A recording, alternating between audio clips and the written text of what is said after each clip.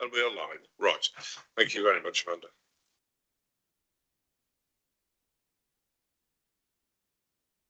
So the usual preamble. First reminder to put mobile phones and laptops on silent. And before we start, I need to inform you that this meeting is being live streamed and recorded. Please also note that all remote participants are muted at the outset of the meeting and are only able to speak at the invitation of the chair. Please raise your virtual hand if you wish to speak, and then only unmute when invited to do so. As chair, I may ask that you are muted if you do not participate in this way.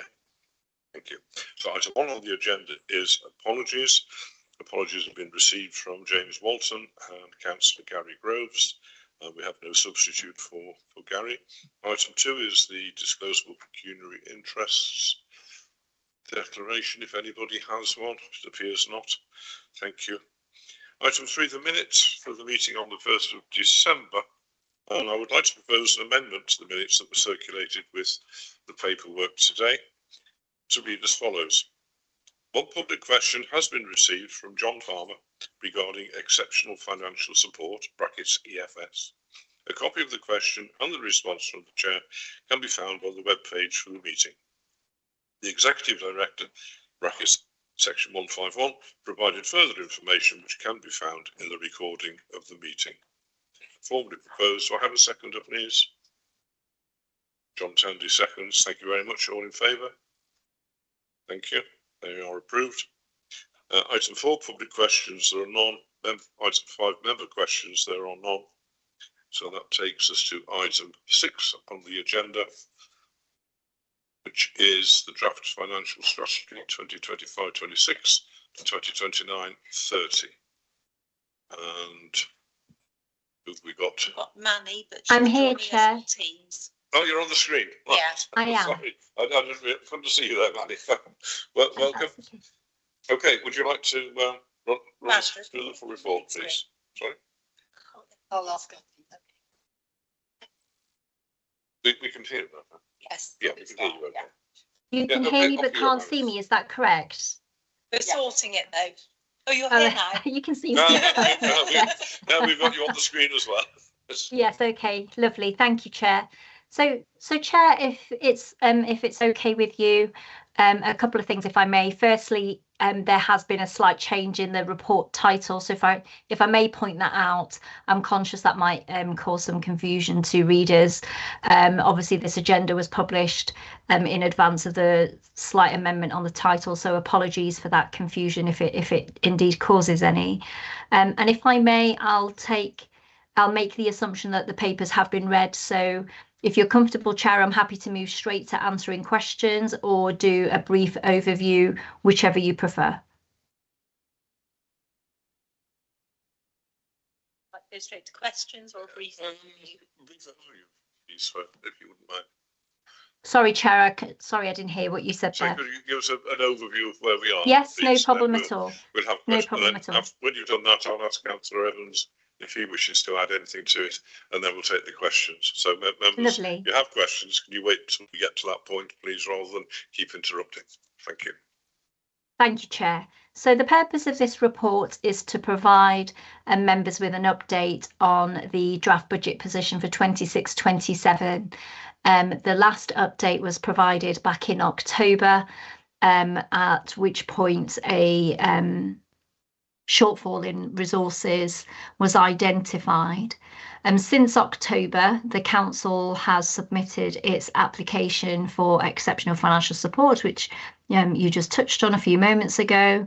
And so the report details the application covering 2 parts. It covers an amount for the current year as a result of the forecast budget pressures that we're seeing, and therefore a application of £71.4 million for 25-26 has been submitted, and also an application of £130 million has been submitted for 26-27. The report then highlights how the draft budgets have been prepared on the basis of a reset position for next year.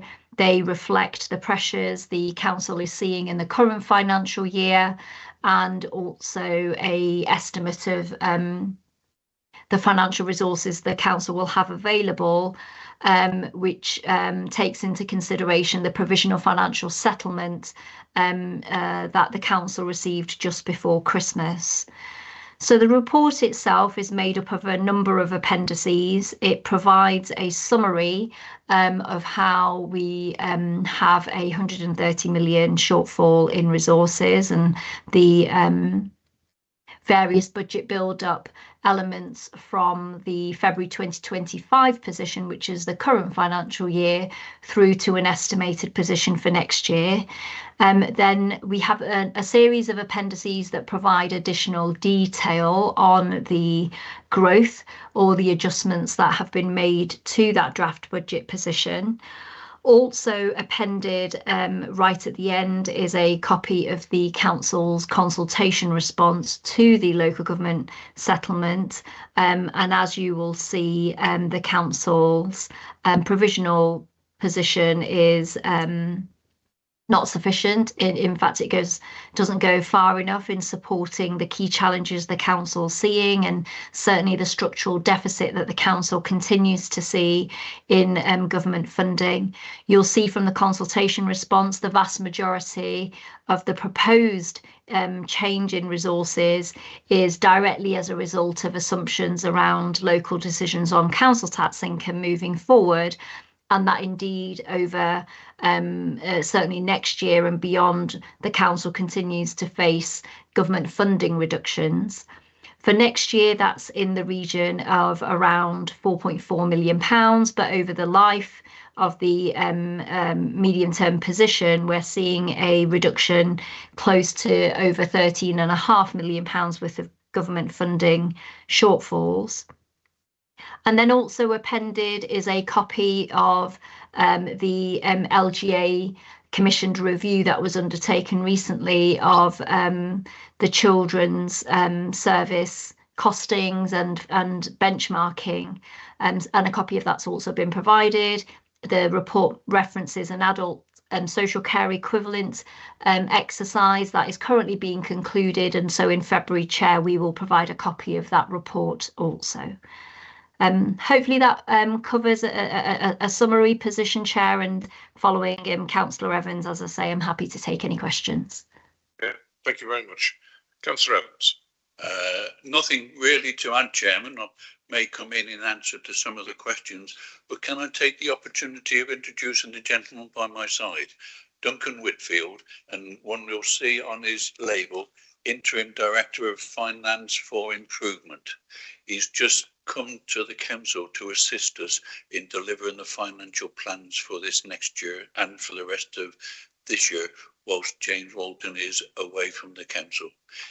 Here today, only just started, so I'm not expecting Duncan to get me out of any holes I dig. I'll have to dig myself out of them, but he will be participating more maybe the next time. Yeah, thank you. Yes, good afternoon then, Duncan. I did briefly welcome you earlier, but formally to the meeting. You're very welcome, and warm welcome to Shropshire as well. I hope you enjoy your time here, and we look forward to working with you in the future. Thank you. I just have one question, if I may, before I open it up to the floor. Just looking at Appendix 2, which deals with the savings that were flagged up and weren't achieved. And there are some in the centre of the document that are quite large sums of money, but I'm not quite sure what the letters mean. The first one is PRTPS, third party, and it's 10 million. Next one is PPR right sizing, that's 11. And then there's some obviously related income, I guess, at 3.8 million. What do those letters actually stand for? What is it? I believe they're just the saving coding that's been provided internally, Chair, so that each savings target has a unique reference number. That's what those numbers relate to. Yeah, well, I assumed it was that, but they don't actually mean anything to me or to anybody else looking at it, I would guess. and I know that sometimes we can't always be totally as open as we wish to be, but it's a 25 million pounds, I think. In terms of the target, we'll be wondering what it was, that's all. Yes, no, and they're very fair questions. I mean, we can remove the references to the internal references, as I say. But in terms of what the amounts are themselves, so they are the indicative target amounts for the current financial year of savings to be realised from either the council's commissioning, which is what the third party amount of £10.2 million relates to, and the £11.7 million, the right sizing, was a target assigned to right sizing the organisation, a review of staffing resources into the future. And as you rightly highlight, Appendix 2 is a total of all of those savings that haven't been achieved to date, and therefore is being reset for 26-27. So those targets are being removed for everything detailed in that table. Okay, thank you. I'll open this up for questions, please. Ed. Thank you. Yeah. So it is really around that question of the savings, and I don't really want to look back too much, but I'm interested to know who is responsible for those savings not being achieved, and then really just to go on, following on from that, really regarding the term optimism bias as well that's been used, and we've looked at optimism bias, apparently that some previous savings were not achievable, but at the same time the new strategy projects a massive increase in savings targets up to 2030-31, and given that the council admits staffing reductions have made it challenging to progress savings related projects, what specific evidence-based changes have been made to the transformation programme to ensure that these even larger targets aren't a product of the same alleged optimism? Thank you. Thank you. I think the first part of your question probably won't be answered for some time, because if you recall, at this committee we did agree within the work plan that there would be a separate look into how the budget was put together and why things were put in that couldn't be achieved, or we now know couldn't be achieved, and what has changed and all the rest of it. So that first part of your question we can't deal with today, because that's a piece of work that we'll be coming to once we get to the end of the financial year. But the second half of your question, I think, is perfectly valid. And if somebody could pick that up for me, I'd be grateful, because I don't know the answer to it. So you're absolutely right. We have to remove optimism bias, and that was one of the key recommendations from the corporate peer challenge of last summer. These undelivered savings have been rolled over a number of years. We have committed, and that's both the Cabinet and the Leadership Board, to ensure that the budget that we set for 26-27 removes optimism bias, removes savings without a plan, and ensures that service areas have budgets that are set as best as we can with the information that we've got in hand, to ensure that we've got a general reserves balance into 26-27. And this committee will be well aware of the very low general reserves balance that this council is currently holding. So 26-27 is around stabilising our budget so that we don't continue to have the position that we have seen over the last few years of deteriorating budget, utilising general reserves balance to offset any overspend. What you've got in front of you is around, over the lifetime of the MTFP, in terms of the next 5 years, around savings that we need to deliver. As part of our application for exceptional financial support to MHCLG, we would be laughing stock if we didn't put any savings forward as part of an MTFP. what we need to do in terms of building that additional capacity in terms of true transformation. That's making sure we've got the right capacity in this organisation to deliver a sustainable transformation change programme would take place over the next 12 months. You'll be aware that through that many teams, as you rightly said, Ed, have reduced significantly, and through the exceptional financial support application, we're building up that capacity to make sure that our teams, our services will change over the next 3 to 4 years. But let's be clear, we need to manage expectations. This next 12 months is around stabilising this council's budget for then to move forward into the true change programme that we're all committed to deliver on. Thank you. Anyone else? Yes. Thanks very much, and thank you very much for this report, which I actually find much more readable than the last one I looked at. Perhaps I'm just beginning to get the hang of it. A main point or two, and then a couple of little details, if I may. Sure. Firstly, 2.5.3, mitigate future demand growth. Well, obviously, that's a key area to be focusing on, because adult social care being such a high proportion of our annual budget, anything that could be done there to mitigate that is obviously of crucial importance. I'm not sure that our finance colleagues can really reassure us on what's moving forward there, but I guess our auditors might want to look at that to check that we are actually developing a serious strategy to work with, as the paragraph says here, working in partnership with residents, voluntary and community sector, etc. I'm involved on the parish council end of that, wondering how to move things forward. And I just flag that as something which could become optimism bias if it's not delivered on. And I think pressure from us as Scrutiny and from those in the finance world to making sure we deliver on that could be very helpful to make sure we get the maximum from that for Shropshire Council's position. Moving on from that, 2 or 3 little points.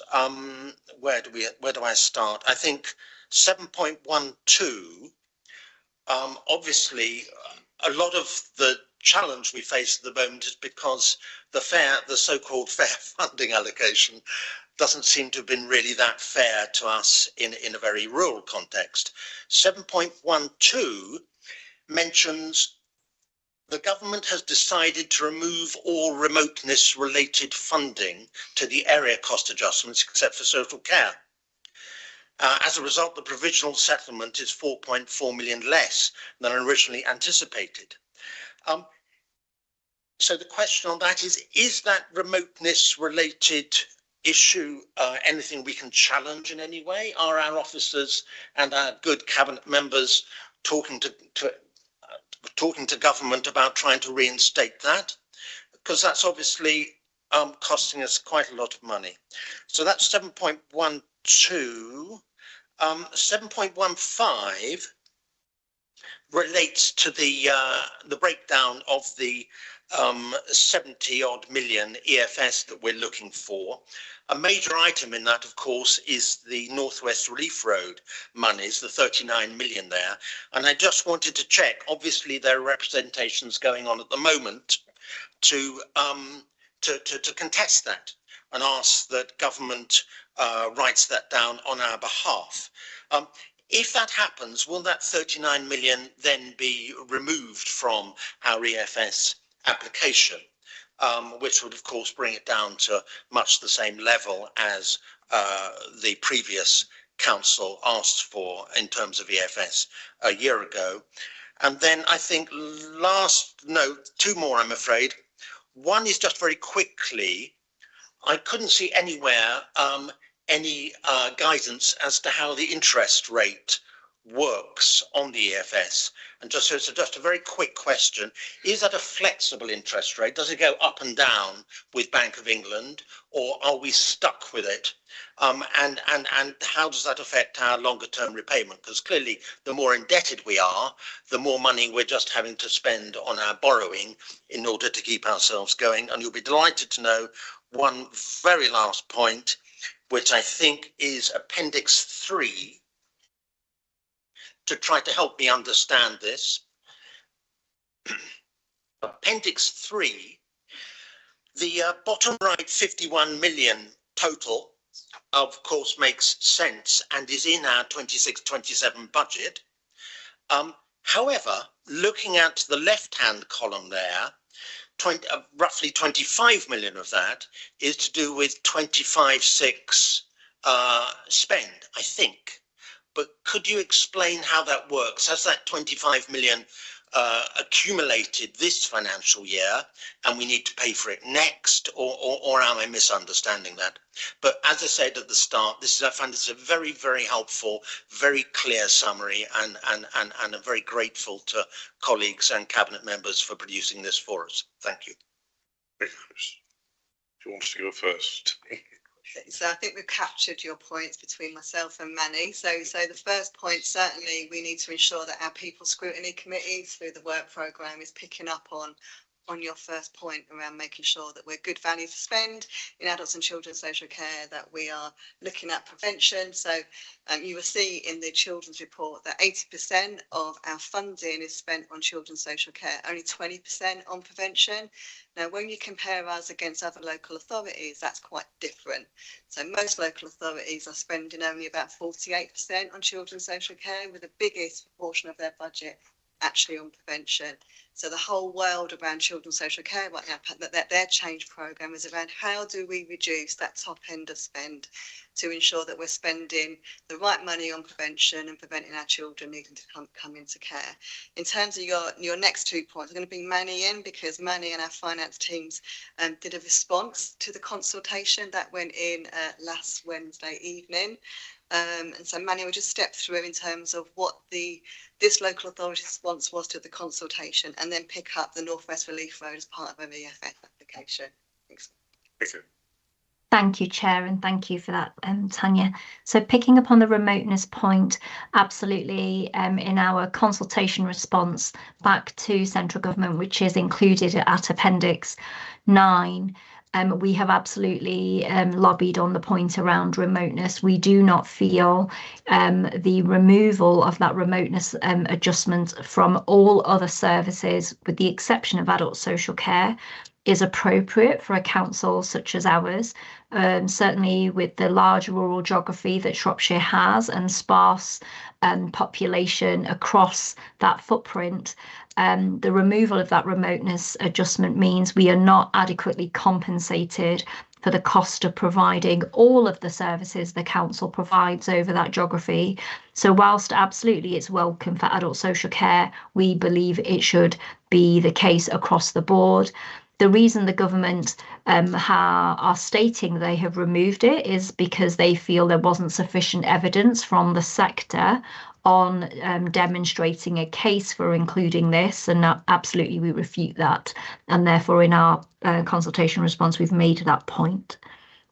In relation to the North West Relief Road, absolutely, that when we have clarity over the direction of travel and a way forward on the discussions that this council is currently having with the Department for Transport, that will influence what happens in relation to the costs incurred to date for this project.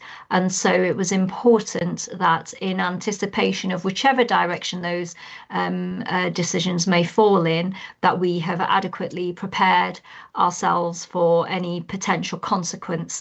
Therefore, we built into our EFS application for the current year an indicative amount of £39 million as a potential scenario the council might face, so that we then are able to accommodate any potential costs, current capital costs that might then subsequently become chargeable to revenue. Picking up the point around the interest rate calculations, yes, they are flexible. So for the purposes of budgets, we work on an average.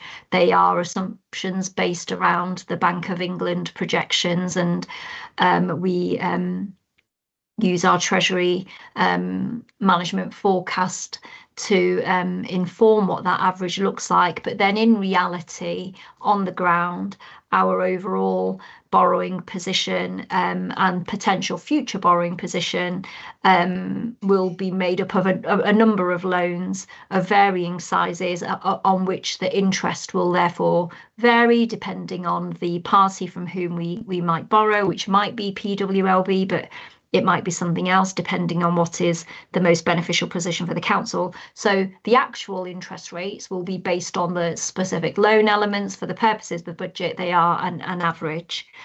And then in relation to Appendix 3 and the query around the £25 million for adult social care. So just to give an overview for the benefit of everybody on what Appendix 3 is setting out is, as was rightly pointed out, on the right-hand side, you will see a total of the £51 million, which is the total adjustment that has been made to the current year's budgets in order to derive draft budgets for 26-27. And that £51.1 million comprises of the 39.6 million, of which this 25 million is part of.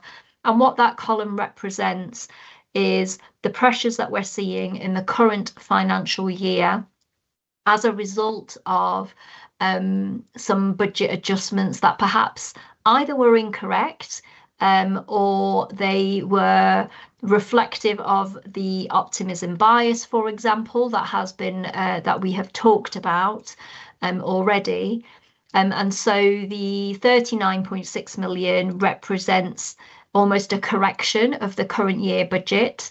And then the 26-27 is what we assume the forecast demand will look like for each of those service areas. So I hope that answers the question, but I'm happy to take any supplementaries, Chair. Yeah, thank you. Chris. Just quickly, thanks, that's all very, very helpful. Just to clarify on that last point, that 51 million is in effect going towards the 130, or comes out of the 130, which is the EFS for next financial year. So it's kind of the implications and the catch up from this year, which, as Tanya says, is part of us getting on top of the financial challenges and having a cleaner slate going forward. Thank you. That's correct, Chair. Yeah, because the point is, once it comes in, it stays in the budget. It doesn't just come in for 1 year. So that first figure, it's come up this year. Well, that's going to be there next year, and it will go up again, which is why we get to the 51. I'm confused you now. Yes. Yeah. John. Yeah, thank you. On Appendix 2, it says here about the waste contract. It says, if I'm right, that we're going to make a £600,000 saving on our waste contract next year. Yeah, I can't see us doing that because at the moment we're paying 53 million for our waste contract, and it goes up by 2.5% each year. If it goes up by 2.5% each year, how are we going to make a £600,000 saving? I can see you've got green waste collection there. I assume that might be where you're looking at the 600,000, but I would like some more clarification on that. Okay. So Appendix 2 is the savings that have not been achieved in previous years. So as we said at the start of this meeting, this is about us setting the budget differently for next year. So this is not a new saving for 26-27. These are unachievable savings that this council has been holding. And we've agreed for 26-27, as in stabilising our budget, that we set the budgets, remove the unachieved savings, the ones that have been rolled over, perhaps over the last couple of years or so, as well as setting the budgets in terms of the known pressures that we've seen in some of those areas. So this is not a new saving for next year. This is around resetting the budget for 2027, but it's the list of the unachievable savings that we've seen as a council. As Manny said at the start, this is about wiping that slate clean so that we've got a more stable budget for next year. Thank you. And then next year we got another 200 in for the waste, haven't we, as growth? I think that appendix said. sure if I just read that. Yeah, forecast growth. Yes, another 200 on top of that. Okay, that's clear. Thank you. Anybody else? Yeah, Dawn. Ed did it. Sorry? Ed. Oh, right. Sorry, Ed. I'll come to you next. Yeah, yeah. No, go on, Dawn. This is about borrowing and the cost of borrowing. Now, I've asked for some figures previously.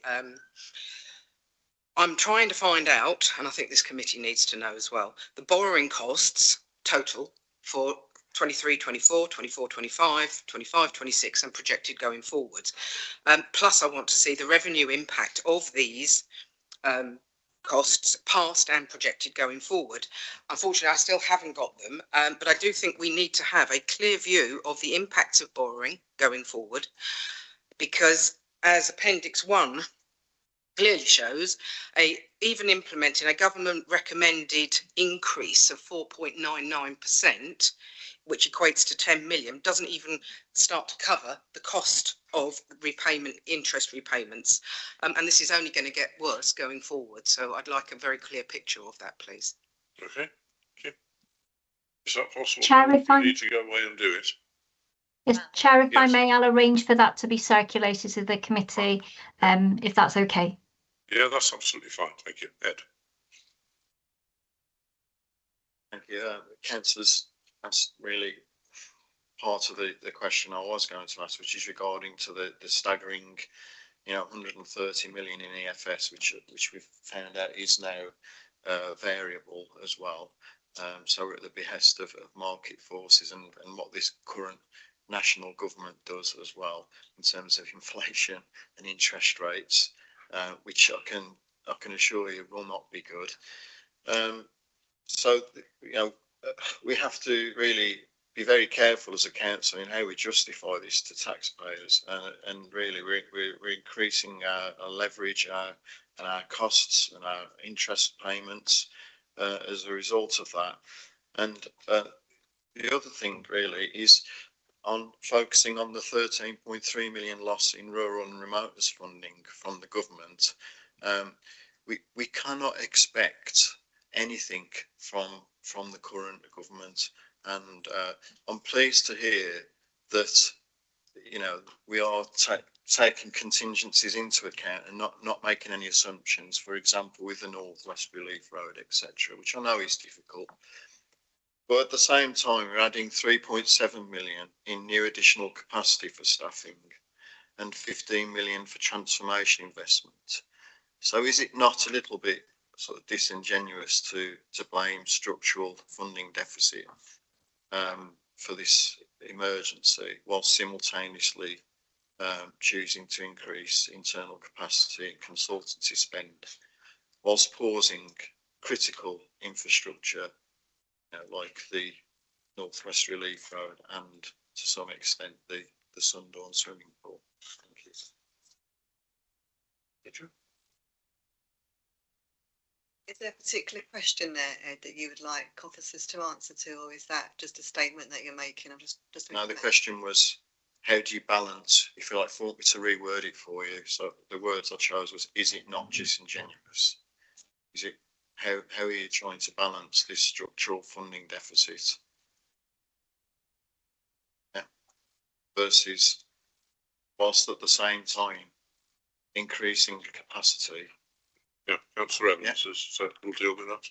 The man is put a hand up. yeah, if I just make a start on that, I think I said earlier, Ed, that there is no way this council can deliver the change of this magnitude with the current staffing. And so when we submit our exceptional financial support, we're asking the government to borrow up to that amount. So if we don't require the whole 15 million for transformation to increase capacity to this organisation, then we won't borrow 15 million. But rather than go on the kind of that optimism bias that perhaps this council has done over the last few years, we have decided to go for 15 million. Now, if we only need to borrow 7.5 million, then that's all we're going to borrow. But for us to deliver the change that we need to then deliver those significant savings that we've seen over the next 3 to 4 years, we're going to need to increase the right capacity in those teams. Otherwise, we are going to see this gap just growing. That's the first part. I think Manny's going to answer the next bit. Thank you. Do you want to Thank add you. anything, Roger? No, Manny? Sorry, I'll let Councillor Evans come in first if he wanted to come in first. Thank you, Chairman. I wish some members would actually look at the report from previous years. One will see that the outside auditors made comment about the optimism bias, which has been prevalent for the last 2 or 3 years within this council, where it has had to use reserves to meet the budget that had previously been put forward, which was actually impossible to make. Actually impossible. And hence we are in this position with nothing in the cupboard. I've used the words old Mother Hubbard, and the cupboard is bare. It is literally bare. And as the year has commenced since last May, more and more has come forward so that we can better understand the picture. So optimism bias is there. Outside auditors commented on it and condemned the council in a way. They issued as in their documents in it, and they made what is happening this year is that optimism, there is activity to actually take it out and to stop that there. Staff resources, we need to invest. There are many departments in this organisation who are operating at a skeleton level. They cannot continue like that. There is undue pressure put on our staff. So we do need that staff. If one looks, for example, on council tax and the amount owing, it has increased and increased, and it needs to come down because that is our money and we need it. And the more money that comes in from that, the less we will need to borrow. So I've covered some of it, Chairman, but that's the main outlines. And please, we're trying to work together so that we can solve the problems that this council is now facing. There is the budget forum where all the information is shared with all the political groups together so that we can work together. It is a very big hill we need to climb, and we want to climb it. The people of Shropshire need us to climb it. Thank you, Chairman. Yes, indeed it is. Indeed it is. And I sit on the budget forum as well, and I have to say that the detail that it goes into is much greater than in depth than we get here. But obviously, all of that is being done behind the scenes, and everything will come to council at the end. But there are all sorts of things going on that we're not at liberty to talk about. Heather, do you want to say anything? I think what we also need to bear in mind is unless we do this, we will have commissioners do it. Indeed, indeed. And the commissioners will cost us 3-4 million a year on top of any borrowing.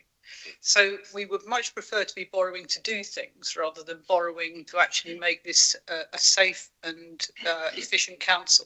But that's unfortunately where we are at the present time. So it's either we do it and we do it with the capacity not to borrow everything and hopefully not have to borrow against the North West Relief Road as well. But actually where you have a Revs and Bends department which isn't bringing in council tax as it should be, isn't looking at past debts, where we have all of the things that people have mentioned, but we also have legal, we have finance not capable anymore because we've had independent people in to look at all of this. They have not got the expertise or the staff anymore across the board to do the jobs that we need them to do so that we bring income in and we make the savings we have to make. And without borrowing that money, there is no other money for us to do it with. Indeed. And I would much prefer not to be doing this because it's not a great place. And I certainly didn't envisage becoming leader of a council where we could do nothing but borrow money to make the organisation a fitter organisation. But that's where we're going. What we do with this money is to make it a fitter, more efficient and a modern council for the future. But it's not going to be quick and it's not going to be easy. And those of you at the budget forum will know exactly that that's the case. Thank you very much. Anything else on this one? If not, then we send the message to Cabinet that we generally support the initiatives, everything that's going on. I'll move that. So seconded by John Tandy. Are you happy with that? Show in favour? Thank you very much. So that takes us now to item 7, the capital strategy. Manny, again, do you want to just quickly start that one off for us? Thank you, Chair. So the purpose of this report was to provide an update on the capital programme and the priority schemes identified in the capital strategy as were approved by Council back in February 2025. Obviously, since the declaration of the financial emergency and the continued challenges the Council has seen in the current year, it has been important to reconsider the position on those schemes that were approved. So the report details a review that Cabinet have undertaken of both the current capital programme and, as I say, those priority schemes identified back in February, using a set of key principles that are necessary to ensure that we get our medium-term financial plan back on track. The report at paragraph 1.3 identifies what those principles are, with a key focus on ensuring that we continue to meet our statutory and operational compliance responsibilities, ensuring that we prioritise those projects which bring us a form of income, be that revenue or a capital receipt, prioritising those revenue reduction projects so that we can reduce our overall running costs, taking the opportunity to pause or reconsider projects where those financial implications are adding an unsustainable revenue pressure to our budgets, and obviously looking to maximise our government funding and other grant funding opportunities so that we continue to do as much as we can for our residents, but doing so at a minimised direct cost to the council. So taking those principles forward, appendices A and B set out the review next steps that Cabinet have identified. Also appended to the report is a forecast of our capital receipts position as we know it now. All of that will continue to be reviewed between now and February when an updated position will be presented. However, a key recommendation within the report is around the accelerated review. So this is recommendation 3.3. It's essential that we commence that as soon as possible, with a view to looking at all council-owned and leased land and buildings, so that we are able to come back with a refreshed capital strategy, which is based on aligning our projects to delivering financial stability for the council. So, Chair, I'll pause there if that's okay. I'm happy to take any questions. Thank you very much. Members. Chris.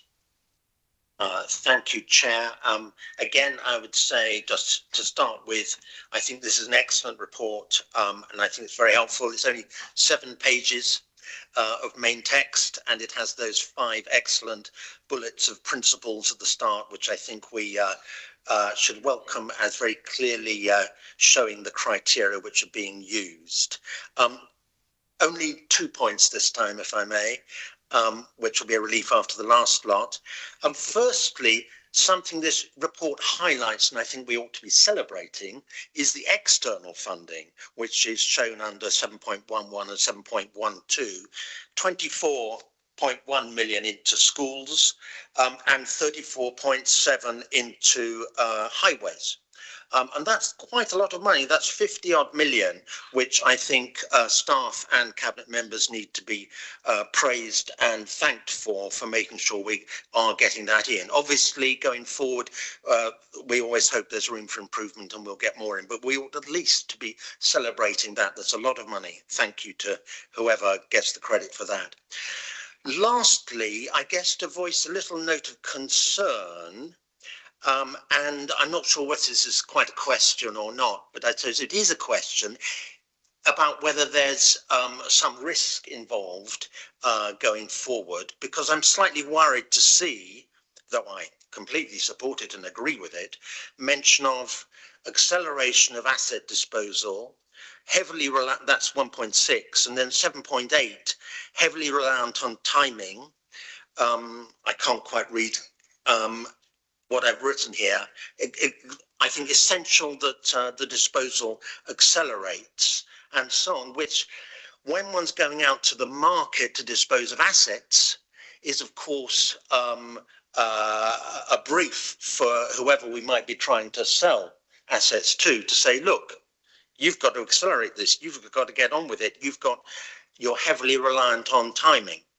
And I wonder whether there's a concern anywhere that this kind of need to sell is going to mean that we're going to be looking for lower income in those areas where we might be looking to dispose of assets, or indeed whether there is still an alternative to maybe look at a bit of borrowing. I would hate to be suggesting additional borrowing, but borrowing to tide us over to avoid us being kind of held to ransom, as it were, by in that asset sale process. Thank you.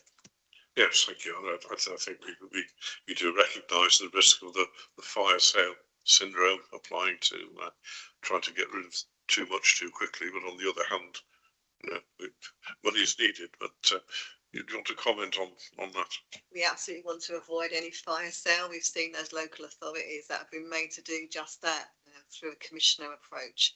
What we've agreed to undertake is an independent review of all of our assets to look at what do we own, what do we rent, what have we planned in terms of selling over the next 12 to 18 months. But I can assure you we're not looking at a knee-jerk fire sale position here. What we do need, though, is an independent review on all of our assets. Interestingly, a lot of our assets do have some kind of historical context to them and being in Shropshire, so we're actually not able to sell much of that, but require a fair bit of maintenance from us too. So it's just looking at kind of the most efficient way of doing that. And then also, if we're keeping hold of an asset, how can we get really good income on that asset so that it's not costing a pressure to the local authority? Yes, it's a challenge. I'll just say that's a very helpful reassurance. Thank you. Thank you. Rosemary. Yeah, thank you. About assets again, actually. So we're looking now at an external review of our assets, but do we not already have an asset register with comment on, you know, whether assets are redundant or potentially redundant or extremely valuable, etc.? Do we not have that already? We do, but it needs to be much more comprehensive and detailed for us to be able to make the right informed decision now moving forward. Anybody else? Dawn. Sorry? Oh, sorry, Dawn. Yes. Yes. Got a question on 7.14 about due diligence. Now, I'm aware that in for example, the Shire Hall report showed considerable expenditure on conducting due diligence. So I'd be interested to know how much of this due diligence is going to be and can be done in-house. How much of it is consultant-led external parties doing it, and how much is it, because I keep seeing due diligence, you know, we're going to be doing it in all of these various different areas. What is the cost of this to the council? Thank you. So where possible, we will be using our own in-house capacity and capability, but there are some areas, particularly the one I've just referenced to, the asset review, where we will bring in some external support for us to do that. But I can assure you it will be time limited.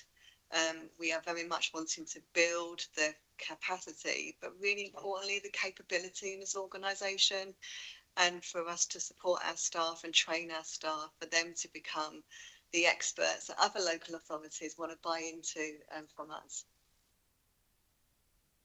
I think Dawn also heard this morning where we are having to have a group come in to do some work for us, who will then be giving us the templates and so on, so that we can do it for ourselves in the future. And so you get a double hit out of actually employing somebody else to come in. We've had somebody recommended, a person recommended to us about the asset strategy and so on this morning. So it's sometimes an individual, sometimes it will be a group, but we need to learn and get the best value from it when we're doing that, because we need to have people in-house now with the expertise. It's just going to take a bit of time to build. Indeed. Thank you very much. No, nothing else? Well, you've seen the recommendations to go to Cabinet on Wednesday. There are 3. Can we say then that we support those recommendations? As John Tandy seconds again. All in favour of that, please?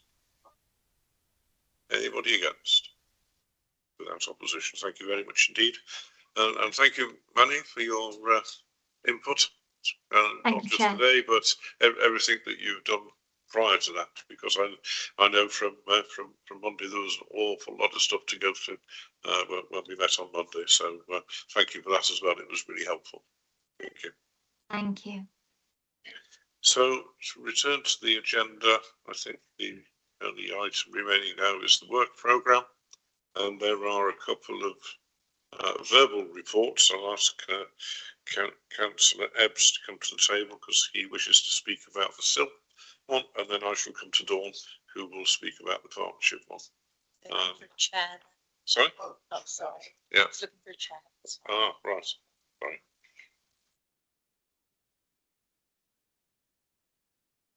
Great. Just a brief update, please. We don't need to do a massive detail, but just explain how we're doing, how we're getting on. Just checking everybody can hear me all right. Yeah. Thank you very much, Chair. So with regards to the SIL task and finish, which was set up last year, we've made, in my opinion, excellent progress. We've, just to start off, I have invited Councillor Dawn Hughesman to watch the meetings take place and potentially ask questions, because the involvement of the Towns and Parish Councils Working Group has some crossover with the SIL task and finish. With regards to the method of action and how we're going to address recommendations, I'll first outline our methodology, and then I'll outline a rough overview of what we've discovered, and then what my request is. So with regards to the methodology, there's currently 3 steps taking place. The first part is that we're examining the process of SIL, coming from, obviously I'm a member of planning committee, but there's an awful lot of fog in the process of SIL which needs to be clarified. We need to understand a lot of the nuance, especially behind the decision making and the allocations, which is where stage 1 comes. Once we've had a full comprehensive understanding of the process of SIL, which we are slowly nearing that stage, and we expect to complete that stage by the end of this month, we'll move on to stage 2. Stage 2, in my vision, is the discussion with other unitary authorities on how they handle SIL. For us as a committee, so as a working group, to make a good determination, we need to talk to other unitary authorities to see if they have better, more practical ideas or suggestions, or if they have methods which might be improved on in our own processes. So we've already made contact with Cheshire East, and we've made contact with Cornwall Unitary Council, the SIL officers and councillors responsible for this area, and we've got meetings pending in February time. Once we've had a discussion with all the relevant unitary authorities, but we'll then go down and we'll talk to towns and parish councils and other possible interested groups to see about the end result. How does SIL impact those local communities, and especially the monitoring process, which I think is something which we need to flesh out in much greater detail. With regards to the progress that we've done, the group has, I think, a much more comprehensive understanding of SIL allocations. We've been able to get hold of minutes, and we've been able to get hold of agendas. We've spoken to numerous witnesses within the planning department, highways department, finance department, and also cabinet and portfolio holders. And therefore we have a much better understanding now than when we first started. Obviously, there's an awful lot of work that needs to go ahead, especially when it involves talking to witnesses of unitary authorities, but that's obviously stage 2. With regards to what we're asking is an expansion in our terms of reference. Our terms of reference at the moment is very much limited to SIL, looking at the way that SIL is allocated. I think as a group, it's important that we have a comprehensive understanding of the entirety of SIL. That might include us looking into charging schedules. That might involve us looking into seeing if SIL can be charged on commercial development, of which it's only currently residential. That's not necessarily to say that we'll reach determination on recommendations on SIL charging schedules, because that's done by an independent inspector. But it is important that we as a working group, as far as I understand it, there's numerous members here today who are also part of SIL Task and Finish, who would like a comprehensive and in-depth understanding of SIL so we can deliver the best recommendations to Scrutiny. Thank you. So what we're saying is you would like an expansion of the terms of reference to include the entire bundle, as it were? Yes, Chair. Yeah, okay. Chris? Thanks, Chair, and thanks, Greg, as Chair of TNF. I must say it's been a very good group to be working in and has a very good cross-party feel to it. We're all contributing and learning as we go on. I would, strongly support that suggestion from Greg that we widen our terms of reference in order to understand fully how the SIL processes work. And in my mind, there are 2 points there. One is we would be failing in our duty if we couldn't understand how the system works at present, and that includes collection as well as allocation, to get the full picture. And secondly, and I think most importantly, looking forward, once we've learned how it does work, I think we ought to be thinking about how it might work and how it might play more effectively into our strategic objectives.